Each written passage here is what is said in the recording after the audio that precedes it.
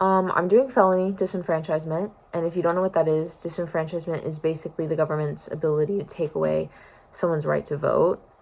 So felony disenfranchisement means they lose their right to vote after they've served their sentence. And this is not a federal law, so it's not like imposed everywhere. It's a state law, so it depends on where you live.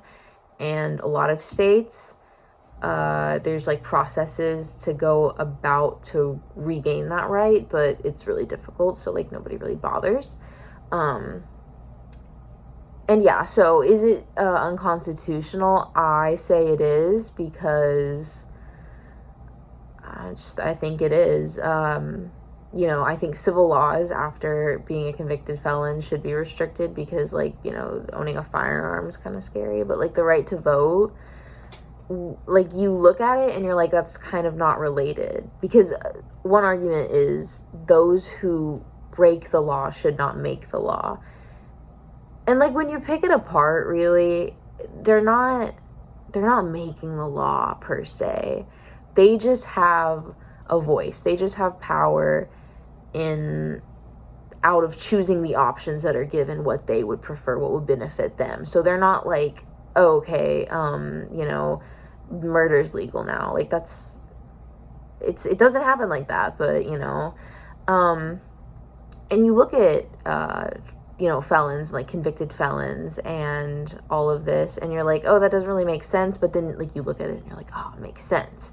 A large portion of the African American community is they're just targeted at a higher rate, incarcerated, and it's definitely at a higher rate, because I think it's like 1 in 106 white men, like 1 in 90 something Hispanic men, and then it was 1 in 9 young black men, and then as the age progressed it kind of went to like 1/15th, but like 1/15th compared to 1 out of 106, like it's a crazy disproportion right there. Like you can see that it's obviously a certain group that's being targeted. And there was a politician, I wish I had like, but this is real. There's a Republican politician.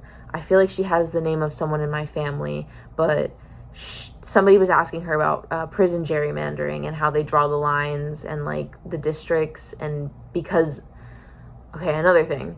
So felons or prisoners are all concentrated in one area. So when they draw the lines for districts every 10 years, they're not counted as like in their home county. So they're not a resident of their home county.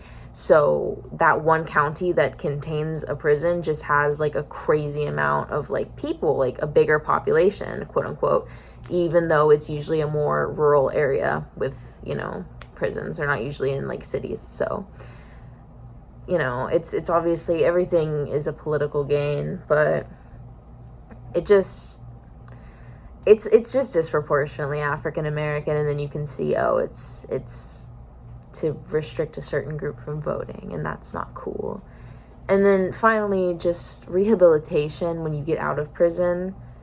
The point of getting out of prison is that you're done. You've served your sentence. It was sentenced to you and you did it, so you're done, right? Like, but yeah, no, like continuing the punishment into like their civilian like life, it's like, what was the point then? Like, why should they still have these restrictions? You're completely undermining rehabilitation and making them feel normal and like one again with the community by doing that. I'm sorry, I'm very tired. I hope this all makes sense. But basically, felony disenfranchisement is, I think, unconstitutional and should not be allowed. Thank you and good night.